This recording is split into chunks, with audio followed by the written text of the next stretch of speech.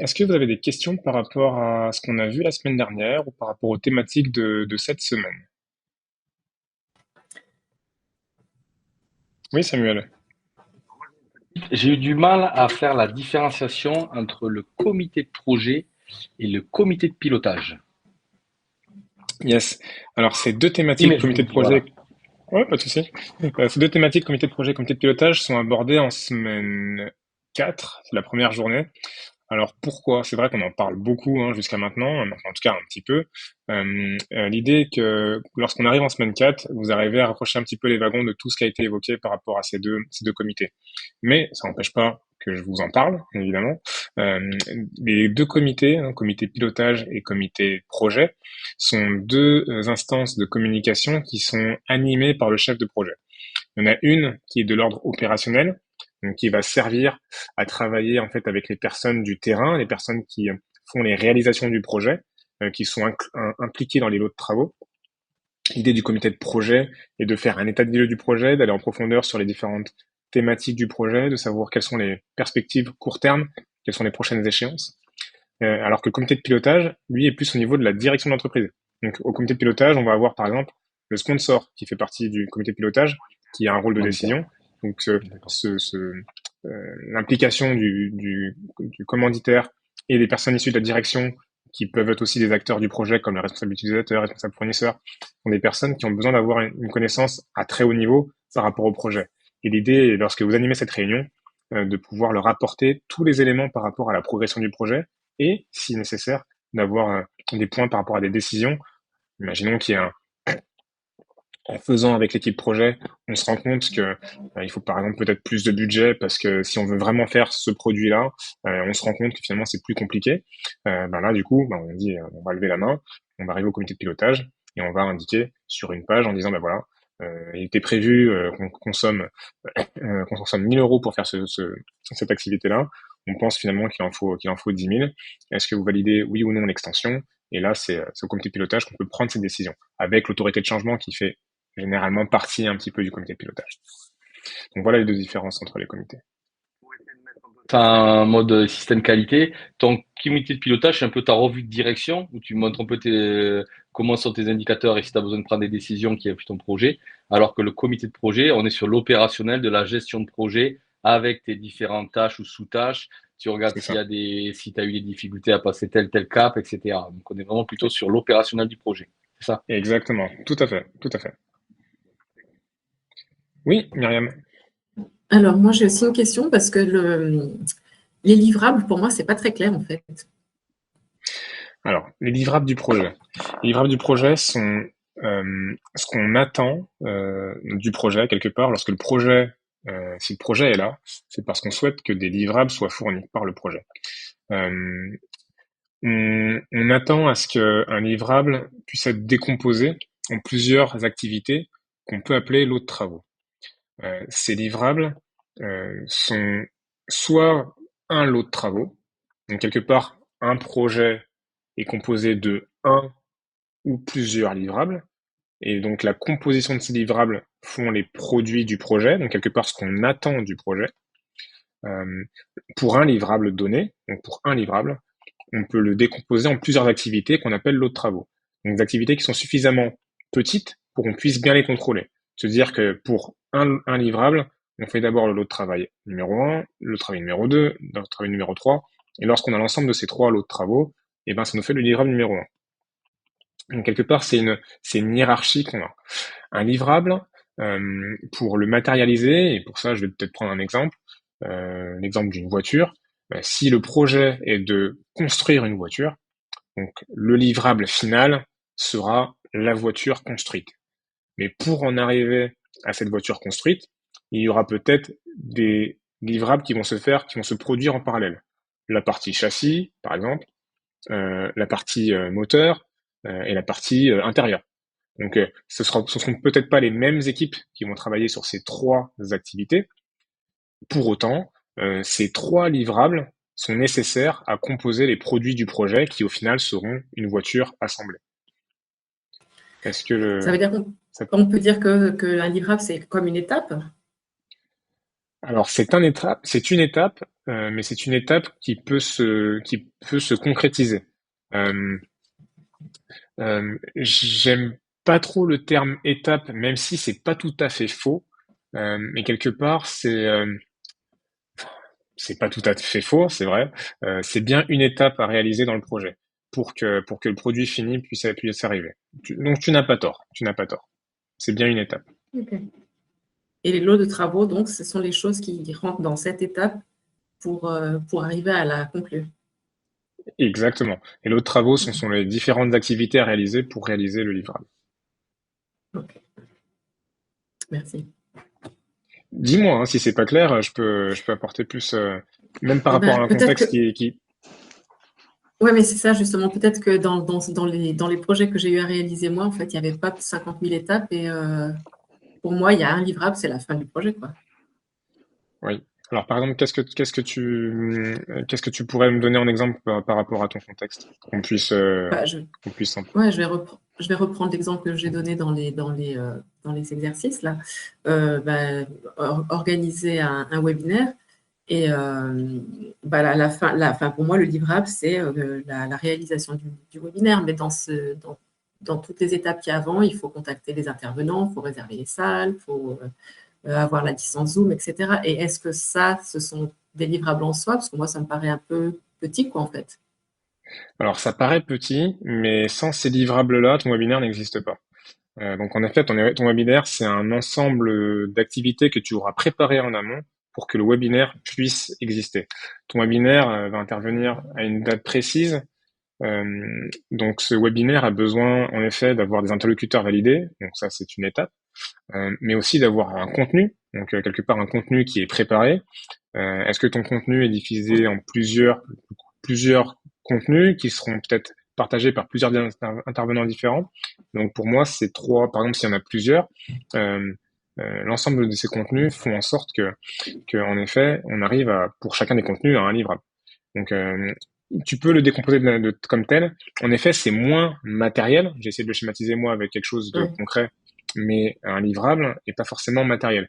Quand je dis matérialiser, c'est quelque Ouais. part on peut on peut le cloisonner. On peut se dire, ben voilà, Mhm. il nous faut un document Word pour la partie webinaire qui se déroulera de 9h30 à 11h. Voilà, ça, pour le Mhm. faire, il faut en effet plusieurs activités, une partie d'analyse, des recherches, pour arriver au produit final qui sera ce document Word où on a tout dessus, ou un PowerPoint, ou peu importe. Mhm. Ok, merci. Je t'en prie. Est-ce que vous avez d'autres questions avant qu'on attaque les thématiques de la semaine? Alors, si pas d'autres questions, laissez-moi vous partager mon écran.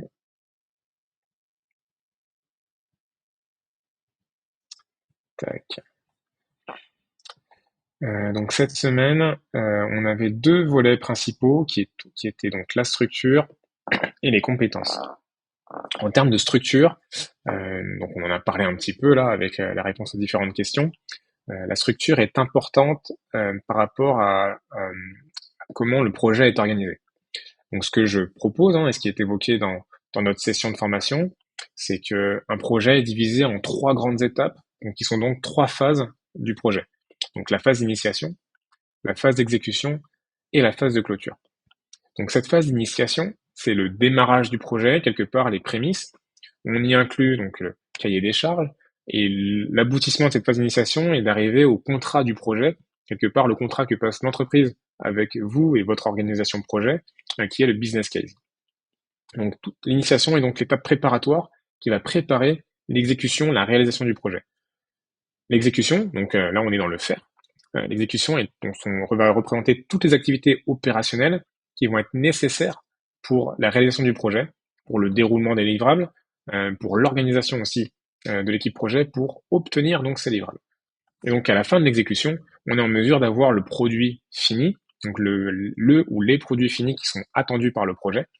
Et donc c'est cette étape qui nous permet d'arriver en phase de clôture, qui permet donc de faire un état des lieux de ce qui a été proposé en initiation et de le comparer du coup en phase de clôture, mais aussi d'obtenir la satisfaction par le questionnaire de toutes les personnes qui ont gravité autour du projet, d'archiver tous les documents qui étaient nécessaires à l'élaboration du projet. Voilà, tout ça représente la partie clôture. Vous pouvez rencontrer des chefs de projet qui vous diront: ah non, un chef de projet, un projet, c'est pas 3 étapes, c'est 4, c'est 5, c'est 7. Très bien. Mais dans ces étapes ces phases qui vont venir en plus, de ce qu'ils proposent, elles vont forcément faire partie soit de l'initiation, soit de l'exécution, soit de la clôture. Par exemple, on dit souvent qu'il existe une phase de planification ou aussi une phase de design. Quelque part, pour moi, la planification, elle est continue. Donc ça veut dire que lorsqu'on démarre le projet, on prévoit un plan. On a une idée, on a un plan qui va prendre en compte les différents jalons du projet, étalés dans le temps. Et du coup, la planification, pour moi, n'est pas arrêtée. Quelque part, ce n'est pas parce qu'on a proposé une planification au départ du projet que ça va forcément se réaliser de cette manière-là. La planification est quelque chose de continu. Donc, quelque part, cette étape de planification, à mon sens, et je pense que vous n'allez pas me contredire, c'est quelque chose qui va être révisé de manière continuelle. Lorsque vous allez démarrer le projet, vous allez être en phase d'exécution, vous allez vous rendre compte que peut-être ça va vous prendre plus de temps ou moins de temps. Il y a des curseurs que vous allez allonger, d'autres que vous allez raccourcir.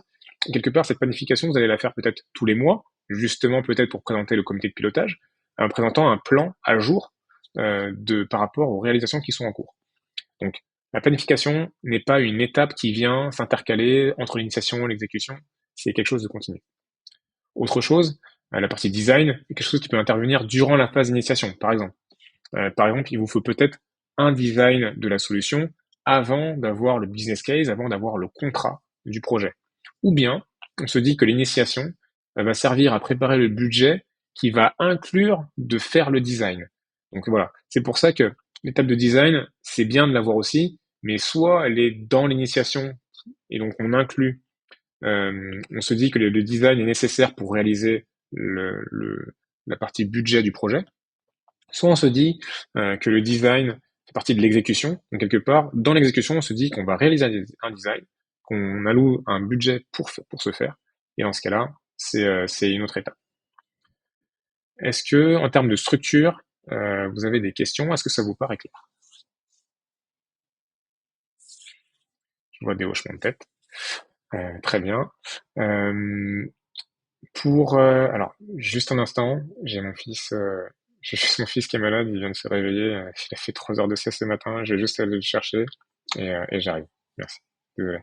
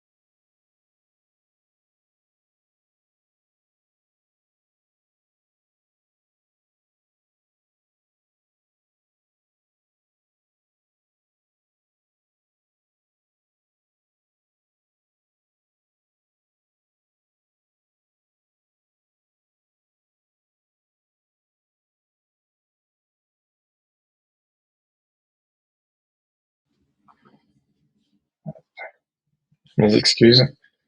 On peut reprendre le fil de notre session. Donc, il n'y avait pas de questions par rapport à la structure du projet. Ensuite, par rapport aux livrables. Donc, les livrables sont des activités, donc comme on l'a décrit, qui vont permettre de saucissonner un petit peu le projet. Quelque part, ces livrables sont nécessaires pour que le projet puisse contenir tout ce dont on a besoin pour enfin considérer que le projet est terminé. Donc ce livrable, hein, comme je le disais, doit être décomposé en différents lots de travaux. Donc un livrable peut être associé à un lot de travaux ou plusieurs lots de travaux. Quelque part, soit on se dit que le livrable est suffisamment petit pour se suffire lui-même avec un seul lot de travaux, donc une activité à réaliser, ou bien on se dit qu'il y a plusieurs lots de travaux, et dans ce cas-là, on se propose de subdiviser les livrables en plusieurs lots de travaux. Donc, quelque part, ce qui est intéressant de savoir, et ce qui est peut-être aussi délicat de réaliser, c'est de créer ces lots de travaux. Et pour ça, il y a une astuce que je peux vous exposer, mais que je n'ai pas forcément mis sur la plateforme. Pourquoi? Parce qu'elle ne s'associe pas forcément à tous les cas de figure. Cette méthode est la méthode des 8-80. Donc, quelque part, la méthode des 8-80 est possible avec en prenant en compte le fait que un livrable se décompose en un intervalle de 8 heures de travail et 80 heures de travail. Donc si une seule personne est nécessaire à réaliser un lot de travaux, on va se dire que cette personne doit réaliser des activités qui correspondent à cet intervalle de 8 heures à 80 heures. Mais en effet, si plusieurs personnes sont associées à ce lot de travaux, 2, 3, 4 personnes, il faut diviser, en tout cas, il faut répartir les 8 heures, 80 heures sur ces 3, 4 personnes. Donc voilà une méthode qui vous permet de dire, ben voilà, il y a suffisamment d'heures pour considérer que cette activité, c'est un lot de travaux. Et donc, du coup, c'est comme ça qu'on peut penser à pouvoir le créer. Est-ce que vous avez des questions par rapport à la création des lots de travaux?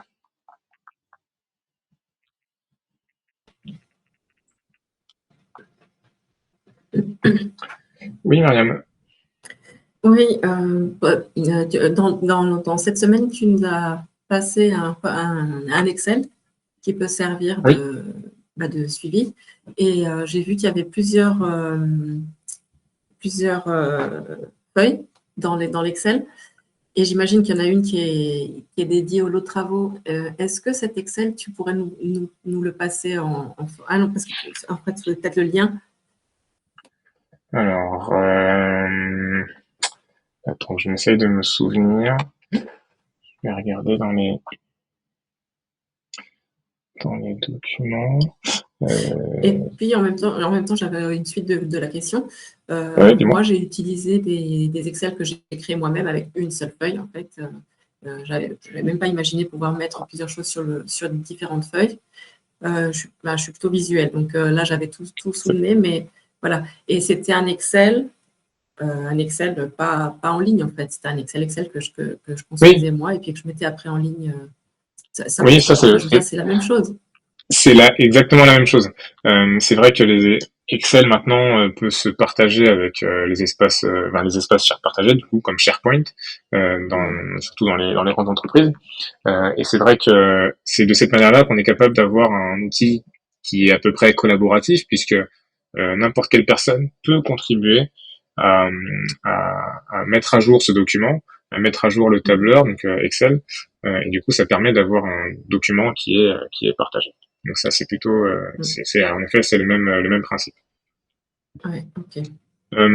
Pour le fichier Excel, c'était un tableau de suivi de tâches. Ah, attends. Je crois que est-ce que ça ressemble à ça?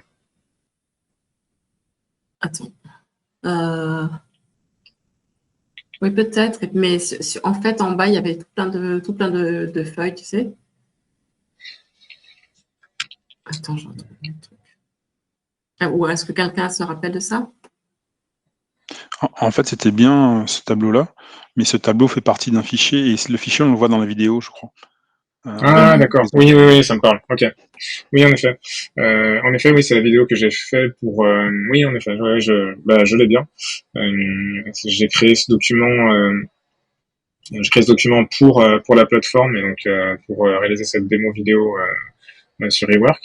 Et donc c'est ce document dont tu parles que tu souhaiterais disposer. Je peux le partager avec. Ça t'embête pas. Ça t'embête pas parce que ça donne une bonne indication des différentes feuilles qu'il faut prévoir, quoi. Il n'y a pas de copyright, bien sûr, donc oui, il n'y a pas de souci. Oui, bien sûr. Ouais, merci. Pas de souci. Merci beaucoup. Très bien. Est-ce qu'il y a d'autres questions par rapport à la création des lots de travaux?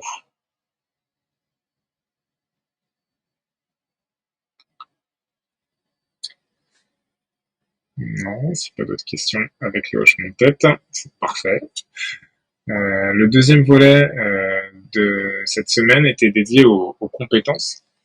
Donc les compétences sont en effet quelque chose de prédominant dans l'activité qu'on a en tant que chef de projet, puisque pour être entre guillemets un bon chef de projet, et on est considéré comme un chef de projet performant et aussi un chef de projet collaboratif. Pourquoi? Parce que en tant que chef de projet, vous êtes en effet au cœur de pas mal d'activités, aussi pas mal de personnes, tout va dépendre du contexte du projet, mais quelque part, votre quotidien en tant que chef de projet est très complet.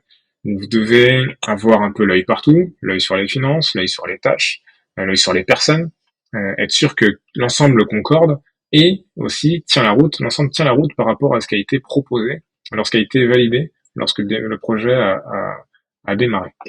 Donc quelque part, vous avez un quotidien qui doit être ponctué d'activités qui sont incontournables, puisque vous avez, vous, en tant que chef de projet, des incontournables à réaliser.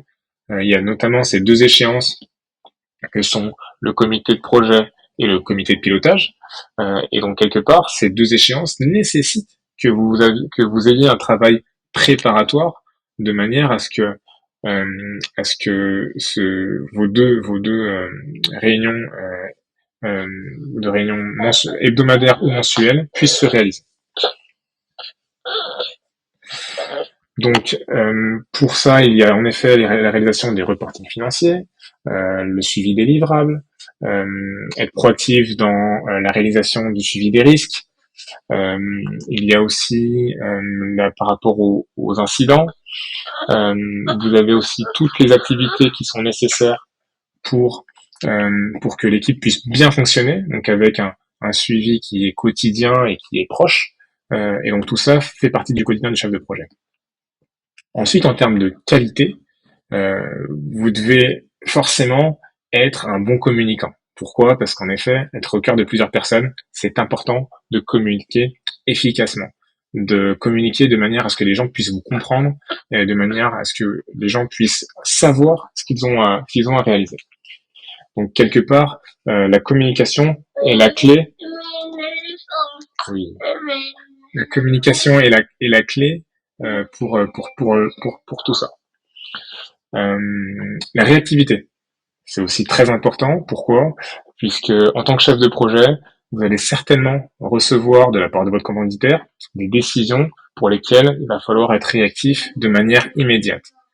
Si le commanditaire décide alors peut-être pas seul, mais qu'il faut réduire la voilure sur le budget d'un pourcentage certain, et que l'impact direct est que ce livrable-là ne doit pas être fourni. Il est important que vous puissiez redescendre vite l'information vers les équipes qui sont en charge de réaliser ce livrable. Peut-être qu'elles ne l'ont pas démarré. Et du coup, c'est important que vous puissiez communiquer de manière à éviter de gâcher du budget, de gâcher aussi du temps, mais aussi éviter de générer de la frustration, puisque des personnes qui commencent à travailler sur un sujet qui finalement ne va pas être utilisé ou va être abandonné peut créer de la frustration. Donc c'est important dans ces moments-là d'être réactif. Le sens humain, c'est aussi important, puisque en effet, dans la communication, on parle avec des êtres humains aujourd'hui encore. C'est pas encore l'heure de parler à des robots, ou en tout cas d'interagir avec eux, mais on y vient. L'idée, quelque part, derrière le sens humain, est de pouvoir interagir avec les personnes qui travaillent avec vous, avec non pas que les éléments liés au travail, mais aussi par rapport à des faits qui vous entourent dans la vie de tous les jours. Donc c'est important de conserver cet aspect qui fait que derrière on sait que vous êtes un être humain et que vous n'êtes pas juste père fouettard ou mère fouettard qui demandez des tâches, savoir quand est-ce qu'elles sont réalisées, est-ce que vous êtes à l'heure, voilà. Il faut aussi pouvoir se dire que vous êtes voilà, vous pouvez avoir un incident sur la route, que vous avez des enfants qui tombent malades, voilà, tout ça ce sont des exemples, mais ça vous permet de comprendre que voilà, vous êtes aussi un être humain et ça permet aux autres de pouvoir se fier à vous dans ce sens-là. Et c'est maintenant une bonne transition vers la suite qui permet de créer du lien. Donc voilà, ça permet de créer du lien. Et célébrer les succès, je trouve que c'est important de le mentionner, puisque on a beaucoup l'habitude, surtout avec les commanditaires, d'axer les informations par rapport à des choses qui ne fonctionnent pas. On m'a souvent dit dans les projets, je veux avoir une page, et je veux d'ailleurs commencer par cette page, sur tous les points chauds, tout ce qui ne fonctionne pas, partout où on a des incidents, etc., etc. Donc derrière tout ça, l'idée de pouvoir se dire, c'est bien d'axer les choses sur les incidents pour pouvoir les résoudre, mais c'est aussi bien de célébrer les succès, de dire les choses qui ont fonctionné, qui ont bien marché. Même si ça paraît petit, c'est toujours bien de mettre en avant les personnes qui ont contribué à ce que les choses fonctionnent. Même s'il s'agit d'un incident qui a été dramatique, on va pas rester sur le négatif. J'ai d'ailleurs, moi, une de mes premières expériences professionnelles en tant que chef de projet, je travaillais dans une société suédoise, d'origine suédoise, et lorsqu'il y avait des très gros incidents, j'étais très surpris, parce que moi, en tant que bon français, on se dit, qui fait quoi? Qui a fait quoi? Pourquoi? Comment ça se fait? Voilà, c'est comme ça qu'on réagit, mais voilà, cette attitude suédoise était, ouais, c'est pas grave, on s'en fout de qui a fait quoi, maintenant, on va tous se mettre ensemble pour essayer de résoudre le problème. Et cette attitude permet à la fois d'enlever la pression sur un fautif, de manière à ce qu'il soit pas banni sur la place publique, mais aussi de se dire, mais en fait, peu importe ce qui se passe, on sait qu'on va travailler de manière collaborative pour résoudre un souci. Et lorsque le souci est résolu, on est capable aussi de le mettre en avant et de le dire, voilà, c'est un problème, et finalement, il est célébré comme un succès. On a pu, avec l'effort conjoint de toutes les équipes, on a pu éviter tel problème dramatique, et le problème est résolu, on va de l'avant. Voilà, le message est positif, même si derrière, voilà, il y a eu en effet des faits qui ont freiné le projet, mais on va retenir le fait que les gens étaient main dans la main et qu'ils ont pu contribuer à ce que ce soit un succès. C'est ce qui permet aussi de cultiver cette atmosphère positive, et les personnes qui travaillent et qui collaborent avec vous vont retenir ça, vont se dire aussi que c'est bien de travailler avec Samuel parce que je sais que voilà, même si je fais des fautes, il est quand même là pour me tirer vers le haut. Et pareil, Myriam, je sais, la dernière fois, elle m'a dit il y avait un souci, il n'y a pas de souci. En fait, t'es là pour apprendre. C'est en tombant qu'on se relève, et pour se relever, il faut tomber. Donc voilà, quelque part, ce sont des messages positifs qu'il faut essayer de cultiver le plus possible pour que les gens puissent aussi adhérer à votre projet, le projet qui n'est pas forcément que le vôtre, mais celui de l'entreprise. Est-ce que tout ça vous parle? Est-ce que vous avez des questions?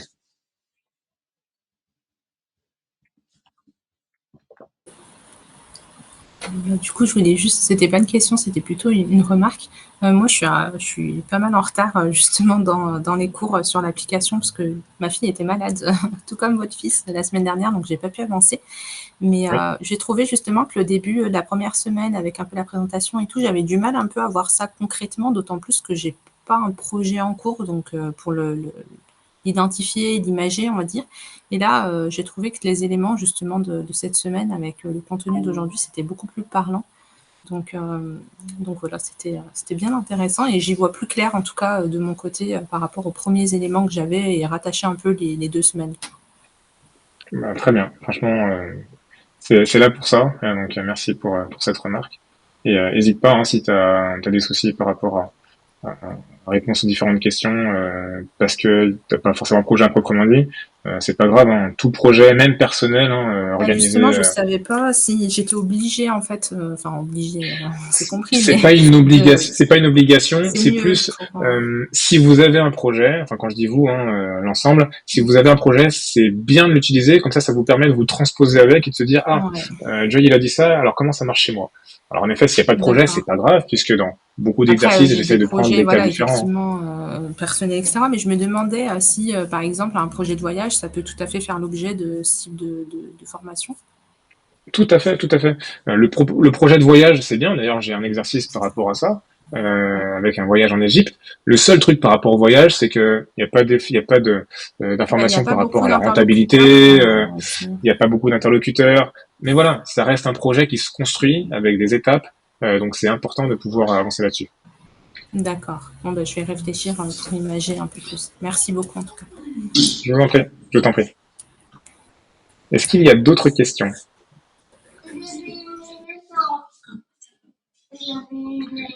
Si pas d'autres questions, je propose de clore pour aujourd'hui. Je vous enverrai donc